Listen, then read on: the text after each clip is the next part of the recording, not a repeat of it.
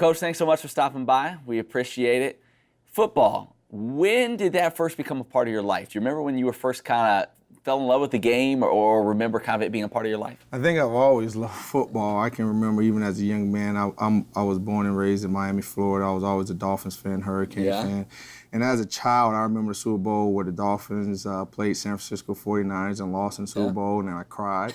I remember when the Dolphins beat the Chicago Bears to end their undefeated season. And then I remember when University of Miami played Notre Dame, and Jimmy Johnson decided to go for 2. He didn't get it. I cried, got in trouble.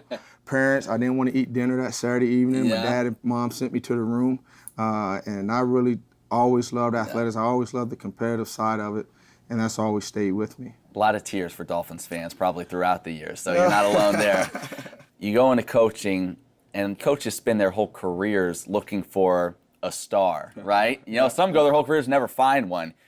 You find Khalil Mack, now one of the great defensive players in the NFL, Defensive Player of the Year for the Raiders. Tell me how you found, I've read some stories, diamond in the rough. How did you find this kid? Well, just, beating the bushes, GM at University of Wisconsin, that's what Coach Irish used to always talk about, beat the bushes, beat the bushes. And I had the east coast of Florida at the time, and I went by a school, Fort Pierce, Westwood High School, and the head coach at the time was just raving about this young man, but he was just coming off an injury. And I just stayed in contact with him over the summer. I got his first 3 games his senior year. Fell in love with him. He was able to bend, sink. He was relentless to the ball, but he didn't have a lot of film. And in recruiting, it starts to move earlier and earlier. And when we was here at Liberty, I was here. He committed to us here at Liberty. I was blessed and the opportunity to go further my career at the University of Buffalo. And then he made that decision to join University of Buffalo. Yeah, a lot of people may not realize that he initially committed to come here to Liberty and then ended up going to Buffalo. And obviously what a great career he went on to. But you talk about you moving on.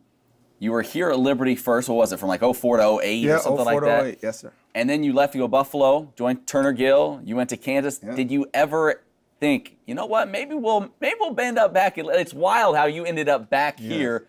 What went through your mind when you knew that this could be an option coming back for a second time? It had to be a God thing. Yeah. That's the first thing that went through my wife and my thoughts was, this is nobody but God to connect us back here to Liberty. And so, it was definitely surreal. You come back, you leave here. I start off in the Hancock building. Yeah. To see the transformation of this university.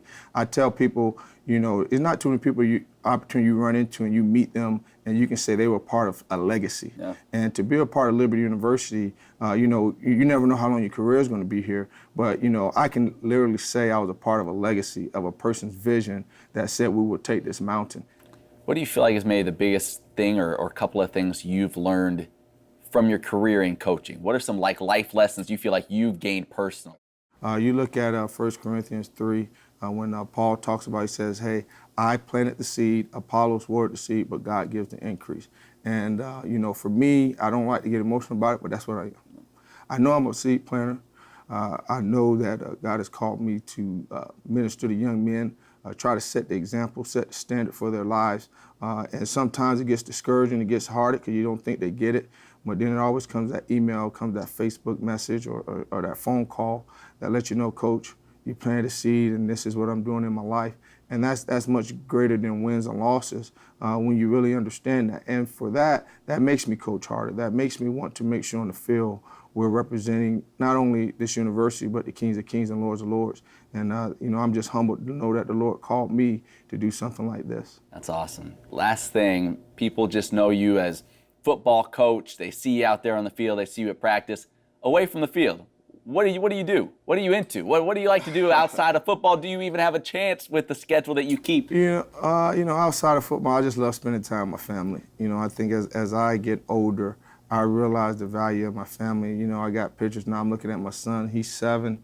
And sometimes you just wonder where the time goes. You know what I mean?